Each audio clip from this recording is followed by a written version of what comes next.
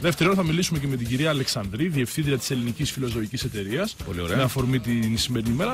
Και με τον κύριο Τσεκούρα για ένα πρωτότυπο μουσείο, ένα μουσείο πληροφορικής. Τι είναι, υπάρχει μουσείο πληροφορικής. Ιντερνετικό μουσείο ή κανονικό? Γενικώς, μουσείο πληροφορικής. Σε κτίριο. Α, εννοείς, ναι, στεγάζεται κανονικά. Στεγάζεται σε κτίριο. Σε κτίριο. Αυτά. Ωραία. Όλα για να μαζεύουμε όλες αυτές τις πληροφορίες, για να μαθαίνουμε τι γίνεται στην άλλη άκρη του κόσμου. Τι μας βοηθάει? Κακά τα ψέματα, το διαδίκτυο. Το διαδίκτυο, το ίντερνετ και οι υπολογιστές. Η πληροφορική λοιπόν που έχει μπει στην καθημερινή μας ζωή και δύσκολα πλέον θα μπορούσαμε να φανταστούμε τη ζωή μας χωρίς αυτή. Στα μουσεία λοιπόν έχουμε συνηθίσει να έχουν συνήθως θέματα τα οποία αντλούνται από το παρελθόν. Είτε είναι αρχαιολογικά μουσεία, είτε είναι μουσεία φυσικής ιστορίας. Γενικά έχουν μια σχέση με το παρελθόν. Εδώ λοιπόν κατά αυτή την έννοια μιλάμε για ένα μουσείο άξιο λόγου, άξιο αναφοράς. Διότι μιλάμε για ένα μουσείο πληροφορικής. Ένα μουσείο που ασχολείται με κάτι τόσο σύγχρονο, με την πληροφορική και την τεχνολογία των υπολογιστών, με τα υπολογιστικά συστήματα που μπορούμε να συναντήσουμε σε διάφορες συσκευές, όπως από ένα ιατρικό μηχάνημα μέχρι και τον αυτόματο πολιτή καφέ. Παντού έχει μπει η τεχνολογία και ήρθε η στιγμή η πληροφορική να βρει το δικό της μουσείο. Ο κύριος Γιώργος Τσεκούρας, ο οποίος είναι ο εμπνευστής αυτής της ιδέας, είναι στην τηλεφωνική μας γραμμή και μπορεί να μας πει τι ακριβώς περιμένει να δει κάποιος σε ένα μουσείο πληροφορικής. Κύριε Τσεκούρα, καλή σας μέρα. Καλημέρα σας. Μουσείο πληροφορικής λοιπόν. Ναι.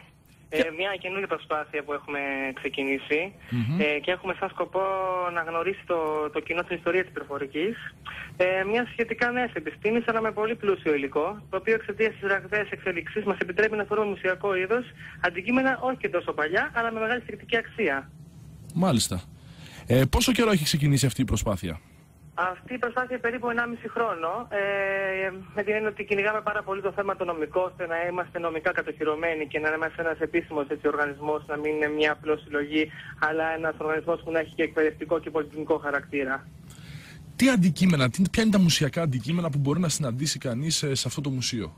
Αυτή τη στιγμή τα αντικείμενα ξεκινούν χρονολογιακά από τις αρχές της δεκαετίας του 80, που στην ουσία είναι και η επαρχή της έννοιας του προσωπικού υπολογιστή, του PC που λέμε σήμερα. Υπάρχουν πολλά κομμάτια Amstrad, Commodore, Sharp παλιά κομμάτια, Server παλιοί και διάφορα αντικείμενα τα οποία πλέον δεν υπάρχουν ή υπάρχουν σε πιο μικρή εκδοχή. Είναι, αν τυχαίνει και ο δίσκος ήταν τότε 2 MB, τώρα είναι 2 TB παράδειγμα. Οπότε μπορούμε να συναντήσουμε πράγματα που υπάρχουν ακόμη και τώρα, αλλά τότε είχαν πολύ πιο μικρή χωρητικότητα, αλλά μεγαλύτερη διάσταση. Και στον χώρο της πληροφορικής, κάτι το οποίο σήμερα θεωρείται καινούριο, σε ένα μήνα μπορεί ήδη να έχει περάσει στην ιστορία, έτσι.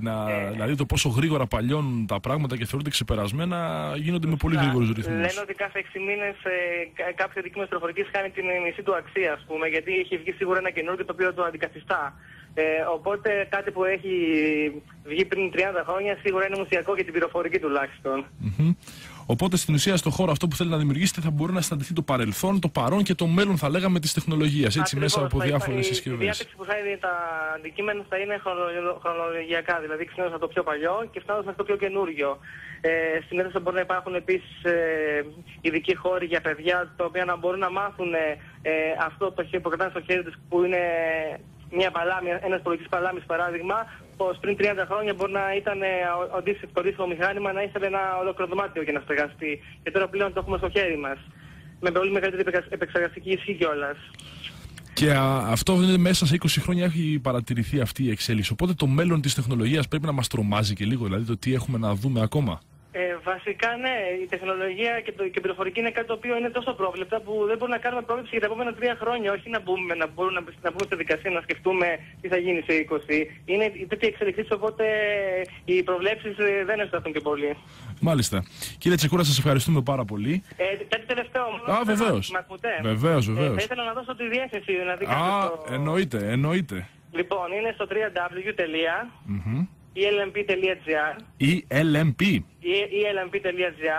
και για οποιονδήποτε θέλει να προσφέρει κάτι, στον οποίο δίνεται και έγγραφο αναγνώρισης προσφοράς του, μπορεί να επικοινωνήσει μαζί μας στο email info@elmp.gr. Μάλιστα. Αντί να πετάτε λοιπόν τον παλιό σας υπολογιστή, να υπάρχει τώρα το μέρος όπου μπορείτε να πάει και να βρει τη θέση του και να μείνει στην ιστορία, έτσι. Σίγουρα, και επειδή οι υπολογιστές πίσω από δεδομένα, data κουβαλάνε και αναμνήσεις, είναι καλό να υπάρχουν κάποιοι σε ένα μουσείο. Σωστό, σωστό. Κύριε Τσεκούρα, σας ευχαριστούμε πάρα πολύ και συγχαρητήρια για την ωραία σας Καλημέρα προσπάθεια. σας. Καλή σας μέρα.